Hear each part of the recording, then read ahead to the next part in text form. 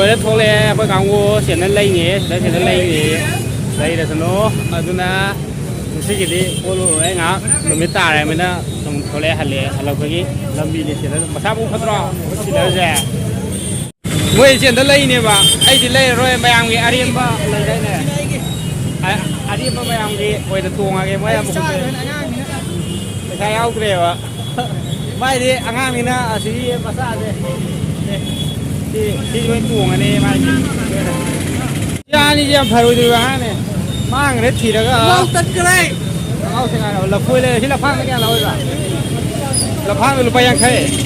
là phui nó không tiên đi hết khách hàng mới khách đâu mà tiên nó là phui như mấy gì đấy Christmas mấy cái mấy gì cái nó làm gì gì hay ra cái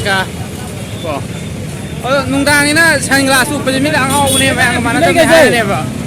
nó ụp rồi gì đây củ bí lây này chứ na củ bí lây chứ na mỗi cái xe bốt lái ta đây xe bốt cài vào mà cắt luôn đi thì na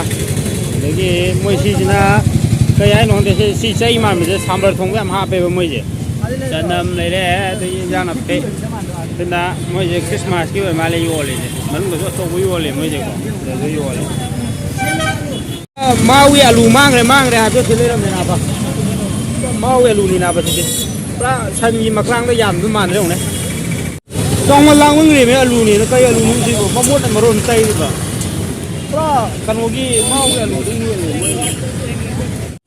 cái cần một cái có cái mang ra ngang một tầm cái là cái gì mà rồi hạt bông thì mà cần nó lấy cái sát con này này cái ấy là sao rồi mỗi cái này mà mỗi cái sọt cái phải cần nó tàu là sam bờ thùng hầm đâu để xây nó tàu cái này sam bờ thùng hầm đâu thì phăng tập lại thì cũng phăng nhỉ bộ cái thabi thì cũng phăng nhỉ cái nó đi khai long cái này thabi ai bên này thabi phăng nhỉ bộ thabi cũng phăng nhỉ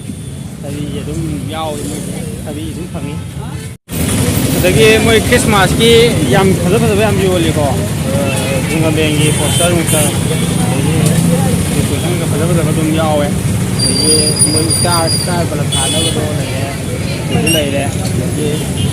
cái đó yao rồi chứ rồi số cái nhà này phát ra đúng không cái đúng phát ra một đúng tay cái là nó rồi nó phát ra yao này phát ra là ngao rồi đấy là hiện rồi xả lên rồi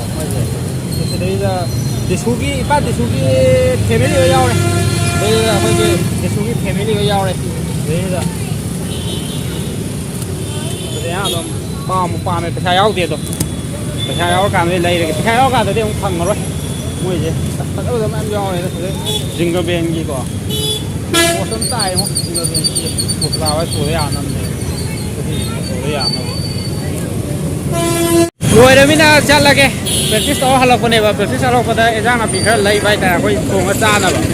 à đúng rồi nó một phần này cái hay ra thế ta nghe bao chúng ta cắt tiền mà chúng ta tăng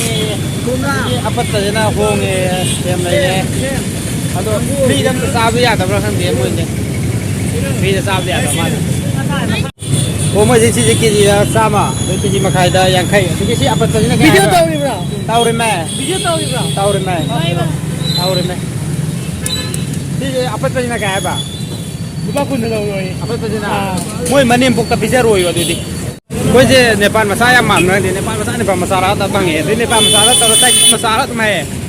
ấy nào thì khơi mày đi phun ta thì khi ai khẳng bí đâu rồi thì mày đi phun mà sai ra ngày thì thằng ấy tăng tiền giờ đâm này vậy rồi Nepal là sai nhà ra băng thằng cái liệt rồi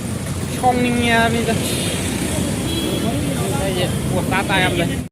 đây mi tụi cái mấy ăn thải mai mi cái lần thứ lần khát tin nè hả mai ăn nó tồi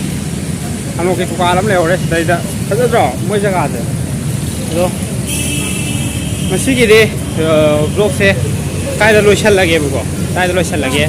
mà thằng ngắm sắp có phải nó tàu ra cái hàng mà khá tao nó tàu rồi ngay xí cái đi em cái đó là xe của ngay xí cái đi lôi chân là xe em bye bye